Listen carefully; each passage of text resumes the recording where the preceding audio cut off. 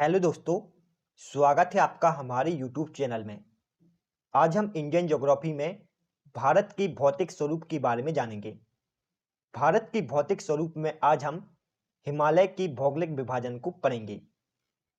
यह हमारा Indian geography से रिलेटेड तीसरा वीडियो है। आप हमारी ज्योग्राफी से रिलेटेड वीडियो को हमारी प्लेलिस्ट में जाकर देख सकते हैं। तो चलिए चलते हैं सेशन की ओर। भारत का भौतिक स्वरूप। भारत के कुल 43% भाग में मैदान विस्तृत हैं। भारत के कुल क्षेत्रफल के 10.7% भाग में पर्वत श्रेणी, 18.6% भाग में पहाड़ियां और 27.7% भाग में पठारी क्षेत्र स्थित हैं। भारत के भौतिक स्वरूप को 5 भागों में विभाजित किया गया है। यह 5 भाग हैं: उत्तर का पर्वतीय मैदान, उत्तर का विशाल मैदान, प्रायद्वीपीय पठार, समुद्र तटीय मैदान और द्वीप समूह। भारत की भौतिक स्वरूप को 5 भागों में विभाजित किया गया है और यह 5 भाग हैं: उत्तर का पर्वतीय मैदान, उत्तर का विशाल मैदान, प्रायद्वीपीय पठार, समुद्र तटीय मैदान और द्वीप समूह। आज के वीडियो में हम सिर्फ उत्तर के पर्वतीय मैदान को देखेंगे। उत्तर का पर्वतीय मैदान, इसका विस्तार 5 लाख वर्ग किलोमीटर में है। इसकी औसत ऊंचाई 6000 मीटर है। उत्तर के पर्वतीय मैदान में ही हिमालय की पर्वत श्रृंखला स्थित है, जिसे शिवालिक कहा जाता है। उत्तर के पर्वतीय मैदान में हिमालय की पर्वत श्रृंखला स्थित है, जिसे शिवालिक कहा जाता है और हिमालय को पर्वतराज या पर्वतों का राजा कहा जाता है। उत्तर के पर्वतीय मैदान का विस्तार सिंधु नदी से ब्रह्मपुत्र नदी तक 2500 किलोमीटर में है। एशिया महाद्वीप की 94 में से 92 ऊंची चोटियां इसी क्षेत्र में स्थित हैं। उत्तर के पर्वतीय मैदान की मुख्य विशेषता यह है कि यहां उच्च धरातल, हिमाच्छादित चोटियां, पूर्वगामी जलप्रवाह और शीतोष्ण वनस्पतियां पाई जाती हैं।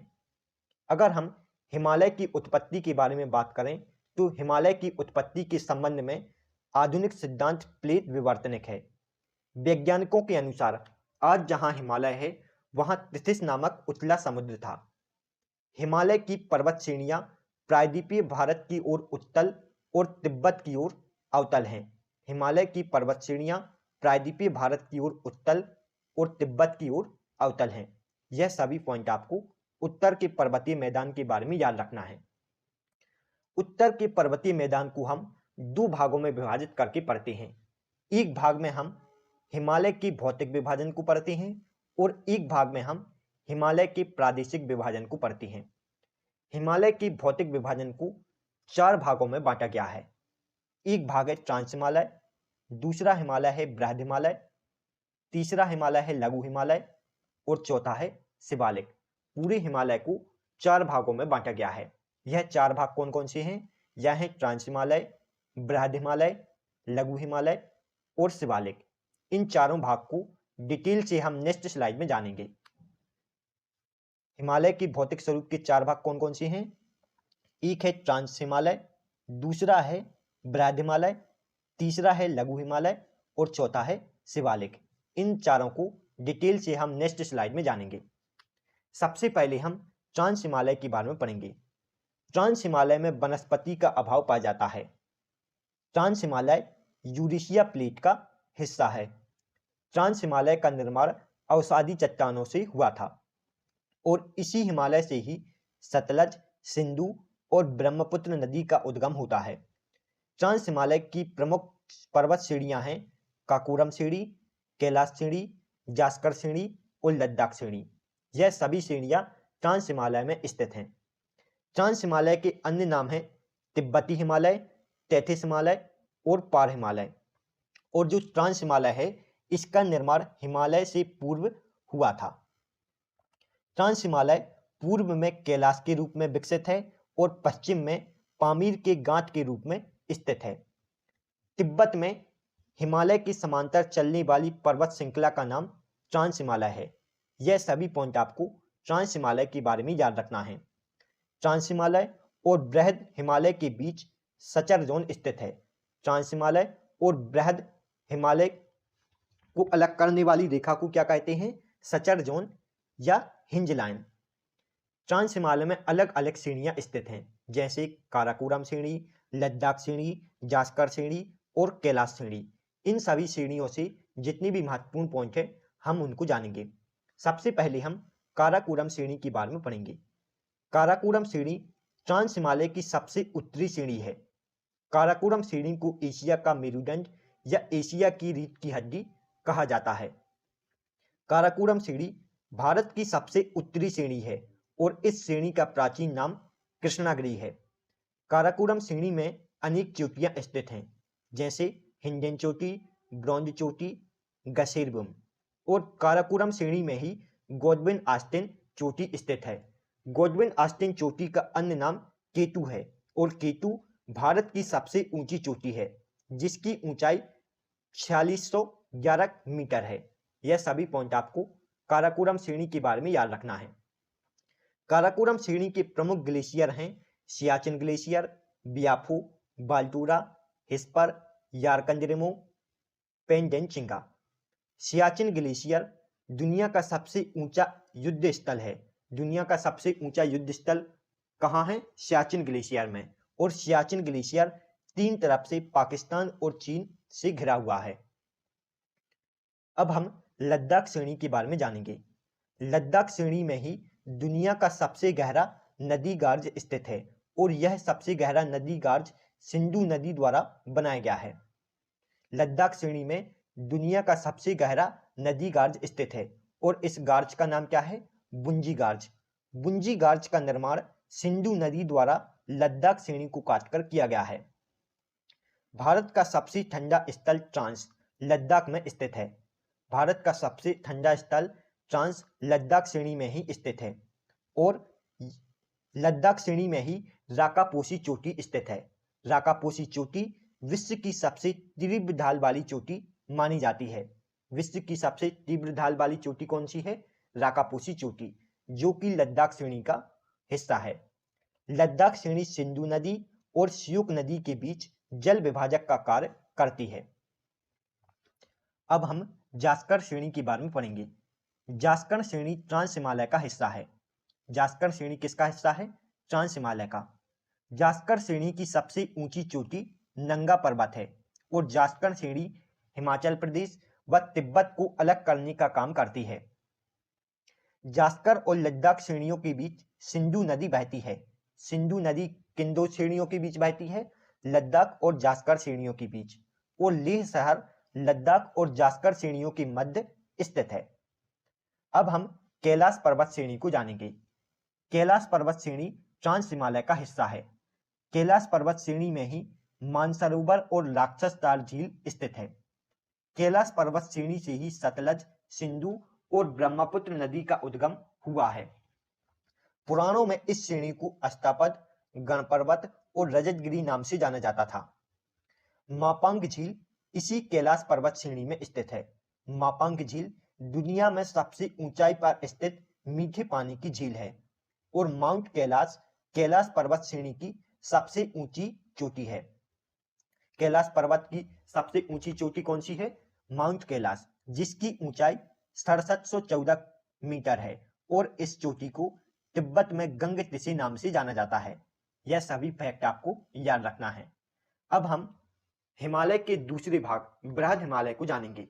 बृहद हिमालय की औसत ऊंचाई 6000 मीटर है और बृहद हिमालय से गंगा और यमुना नदी का उद्गम हुआ है। बृहद हिमालय में मिलाम, गंगोत्री, जेमू हिमनद स्थित हैं और बृहद हिमालय हिमालय की सबसे ऊंची और दुर्गम श्रेणी मानी जाती है, जो सदा बर्फ से ढकी रहती है। बृहद हिमालय के अन्य नाम हैं हिमनंद्री, सर्वोच्च हिमालय या बृहद हिमालय। यह सभी नाम आपको याद रखना है। बृहद हिमालय का पश्चिम में विस्तार नंगा पर्वत तक है और पूर्व में इसका विस्तार अरुणाचल प्रदेश की नामचा बरुआ पर्वत तक है। बृहद हिमालय का विस्तार पश्चिम में नंगा पर्वत तक और पूर्व में नामचा बरुआ पर्वत तक है।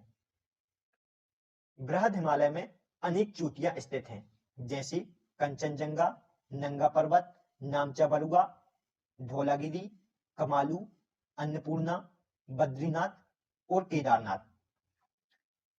माउंट एवरेस्ट बृहद हिमालय का ही हिस्सा है। माउंट एवरेस्ट विश्व की सबसे ऊंची चोटी मानी जाती है।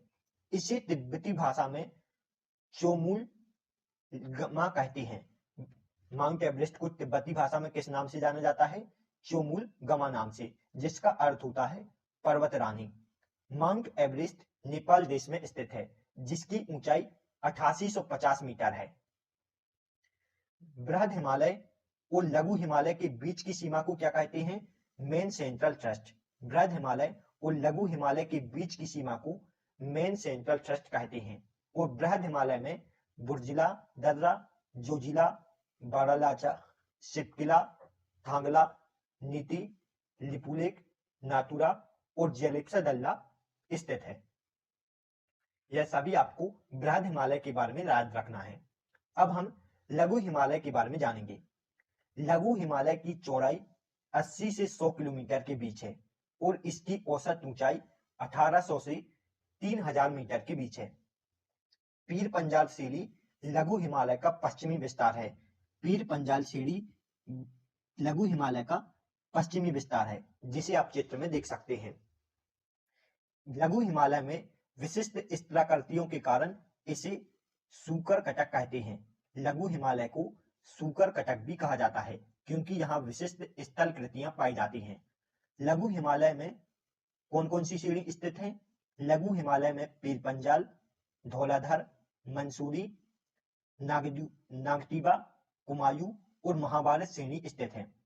धौलावेड़ी श्रेणी का पूर्व नाम महाभारत श्रेणी है। धौलाधर श्रेणी का पूर्व नाम क्या है?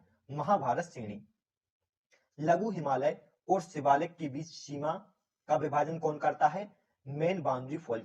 लघु हिमालय और शिवालिक के बीच विभाजन का काम मेन बाउंड्री फॉल्ट करता है। लघु हिमालय में ही प्रमुख स्थान स्थित हैं, जैसे शिमला, कुल्लू, मनाली, मंसूरी, दार्जिलिंग, डलहौजी, नैनीताल और रानीखेत। लघु हिमालय में छोटे छोटे घास के मैदान स्थित हैं, जिसे कश्मीर घाटी में मर्म और उत्तराखंड में बुग्याल या प्यार नाम से जाना जाता है।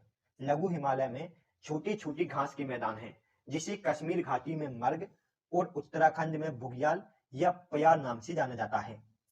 बृहद और लघु हिमालय के बीच अनेक घाटी स्थित हैं, जैसे कश्मीर घाटी, लाहौल स्पीति घाटी, कुल्लू और कांगड़ा की घाटी। यह सभी पॉइंट आपको याद रखना है। अब हम हिमालय के चौथे भाग शिवालिक को जानेंगे। शिवालिक हिमालय का सबसे दक्षिणी भाग है। इसकी औसत ऊंचाई 900 से 1100 मीटर है। यह हिमालय की सबसे बाहरी और नवीनतम श्रेणी है। हिमालय की सबसे बाहरी और नवीनतम श्रेणी कौन सी है? शिवालिक हिमालय। शिवालिक हिमालय का निर्माण मयूसीन से प्लीस्टोसीन काल के बीच हुआ था और शिवालिक हिमालय के अन्य नाम हैं निम्न या बाहरी हिमालय या उप हिमालय। इस हिमालय का विस्तार पंजाब में कोटवार बेसिन से पूर्व में कोसी नदी तक है। शिवालिक हिमालय का विस्तार पंजाब में कोटवार बेसिन से पूर्व में कोसी नदी तक है। शिवालिक और मध्य हिमालय के बीच अनेक घाटियां स्थित हैं, जिसमें प्रमुख घाटी है काठमांडू घाटी।